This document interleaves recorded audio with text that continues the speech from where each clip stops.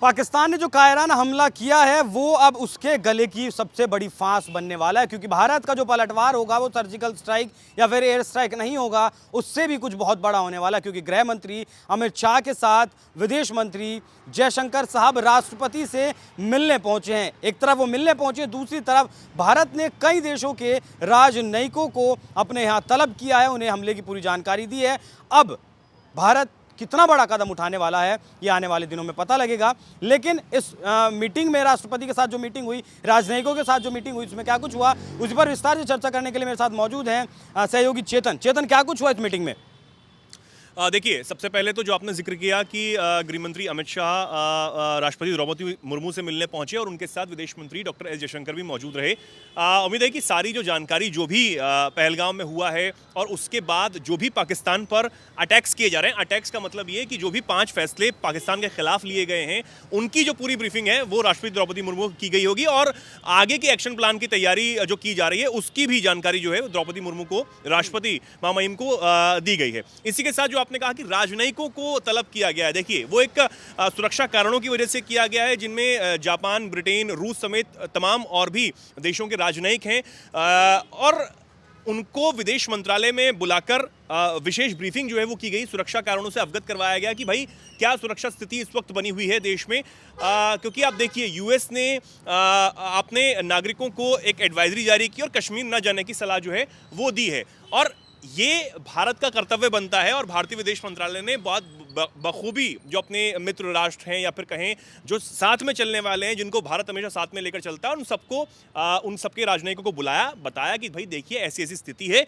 हम ऐसे ऐसे काम कर रहे हैं, आप हमारे साथ कितना साथ हैं। और साथ वाली बात रही कार्तिक, वो तो सभी देशों ने दिखाई है, उन देशों ने भी दिखाई है कार्तिक जिनके लिए आतंक जो है वो कहीं ना कहीं वही सबसे बड़ी चीज़ थी। मैं अफगानिस्तान की बात कर रहा हूँ। अफगानिस्तान में जो हालात 90 के दशक में जो उसके बाद से बनते हुए आए, अब तक सब जानते हैं क्या है।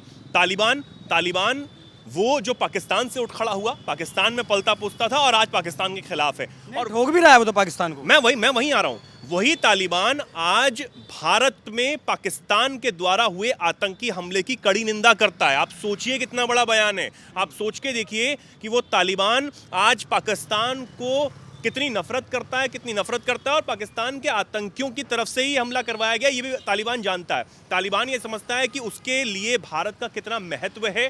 तालिबान ये समझता है कि भारत के बिना उसका काम नहीं चल सकता। तालिबान ये जानता है कि उसके आने से पहले ही अफगानिस्तान में कितने बड़े इन्वेस्टमेंट्स जो हैं वो भारत की तरफ से किए गए हैं और उनको अब आगे बढ़ाने का काम भी तालिबान करता हुआ नजर आ रहा है। तालिबान चाहता है कि और ज़्यादा मदद जो है वो भारत की तरफ से मिले।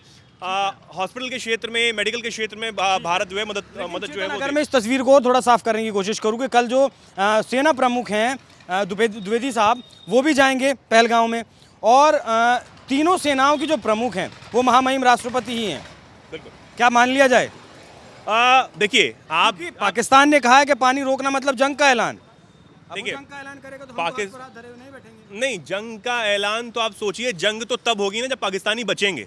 आप गर्मी निकलते निकलते मेरे ख्याल से ये जो पानी रोकने वाला फैसला किया गया है, पाकिस्तान में बचेगा क्या? 70-80% जिससे सिंचाई करता है, जिससे धोता खाता पहनता नहाता पीता है, वो नहीं होगा तो करेगा क्या पाकिस्तान? 21 करोड़ लोग प्रभावित होते हैं सिंधु से पाकिस्तान। आप सोचिए उसके बाद करेगा क्या? 3 नदियों का पानी कहीं ना कहीं रोके जाने की जो बात, और सबसे महत्वपूर्ण ये सिंधु जो जल समझौता है उसको, क्योंकि उसको सिंधु जल समझौता कहा गया है, 3 नदियों का पानी जो जाता है उसको ही रोक देगा भारत, तो क्या जंग लड़ेगा? उसके बाद कहाँ से जंग लड़ेंगे? आप अभी दिखा रहे हैं कि हम मिसाइल टेस्ट करके दिखाएंगे कराची में। कौन सी मिसाइल टेस्ट करेंगे आप? क्या करेंगे आप? क्या बचा है आपके पास? आपके पास सिर्फ वो प्यादे आतंकवादी हैं जो एक ना एक बार भारत में घुसने में कामयाब हो जाते हैं और ऐसी घटनाओं को अंजाम देते हैं। बहुत शर्मनाक, दर्दनाक घटना है, इस बात को इनकार नहीं किया जा सकता। लेकिन आपने जिस तरह इशारा किया कि एक तरफ पाकिस्तान जो गीजर बबकी देता है कि आप पानी रोको, हम जंग का ऐलान होगा, और दूसरी तरफ इधर जो है ताबड़तोड़ बैठकें चल रही हैं। गृहमंत्री अमित शाह दिमाग लगा रहे हैं, सेना प्रमुख जा रहे हैं, गृहमंत्री अमित शाह दिमाग लगा रहे हैं कि भैया अगला प्लान मुझे क्या करना है, क्या नहीं करना है। प्रधानमंत्री नरेंद्र मोदी का बिहार की धरती से वो बयान कि कुचल के रख दूंगा, मिटा के रख दूंगा। और ये पहलगांव जो हमला हुआ है, इसके बाद इनके फन कुचलना बहुत ज़्यादा ज़रूरी है। आप वो बयान गौर करिए, ऐसे ही नहीं दिया गया बयान, इससे पहले दिए जा रहे थे और उसके बाद उन बयानों को करने में भी विश्वास रखते हुए प्रधानमंत्री नरेंद्र मोदी की सरकार ने करके दिखाया। आप जो बयान पहले दिए जा रहे थे कि हम इनको छोड़ेंगे नहीं, लव लेटर लिखना बंद करिए, आते ही लिखना बंद कर दिया।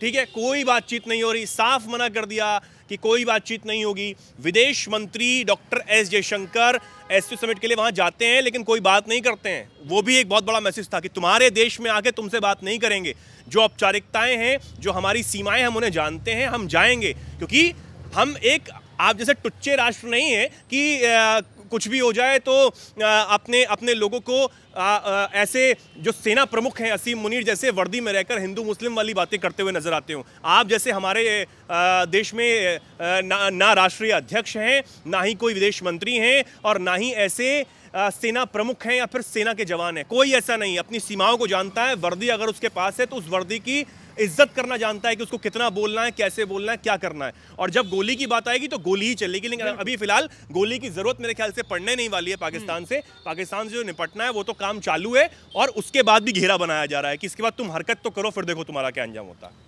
जिस तरीके से पाकिस्तान हरकत कर रहा है वो चाहता है कि जंग हो, क्योंकि एक तरफ तालिबान के लड़ाकों ने पाकिस्तानी सेना को ठोका, दूसरी तरफ बलूचिस्तान के लड़ाकों ने BLA ने पाकिस्तान के सैनिकों को ठोका, तो मनोबल उनके पास नहीं है। असीम मुनीर का जिस बयान के जिक्र की चेतन ने, वो इसीलिए दिया गया था जिससे उनका थोड़ा सा मनोबल बढ़ाया जा सके। और जिस सेना के पास मनोबल नहीं है वो सेना क्या हिंदुस्तान की सेना से टक्कर ले सकती है? चीज और इस पर बोलना चाहूंगा, असीम मुनीर का जो बयान, हिंदू मुस्लिम वाला बयान, और इसके साथ उन्होंने, आप देखिए, उन्होंने उन पाकिस्तानियों को लुभाने की कोशिश की कार्तिक, जो पाकिस्तान से बाहर रहते हैं, जहां से खैरात मिलती है, हर महीना खर्चा कहां से आएगा भाई, वही तो देंगे बाहर से। उनको लुभाने की कोशिश की, उनको बताया कि देखो भैया हम तुम्हारे साथ खड़े हैं, अपने बच्चों को बताओ कि हमने कुर्बानियां कैसे दी थी, बताओ ना कि पैंट उतरवाई थी, बताओ ना कि पैंट उतरवाई थी 90,000 सैनिकों की तब, और उसके बाद देश नहीं बचा पाए, 1971 वाला नहीं बता पाए। तो ये असीम मुनीर सच नहीं बता पाएंगे। असीम मुनीर ने सिर्फ अपने खैरात का जुगाड़ करने की कोशिश की थी और उसी बयान के बाद ये हमला होता है। तो ये दिखाता है कि देखो हम तुम्हारे साथ हैं, हम कश्मीर ला देंगे, हम ये कर देंगे, हम वो कर देंगे। तो आप बोलते रहो, अंदर ही एक कमरे में बैठ के 4-5 लोग बुड़बुड़ाते रहो, कोई किसी को फर्क नहीं पड़ने वाला। लेकिन जो हमला हुआ है उसका मुंह तोड़ जवाब मिल रहा है। बाकी इस मीटिंग के बाद देखना होगा कि भारत सरकार किस तरीके से कदम उठा दिया। पानी पाकिस्तान का रोक दिया गया, सबसे ज़रूरी चीज़।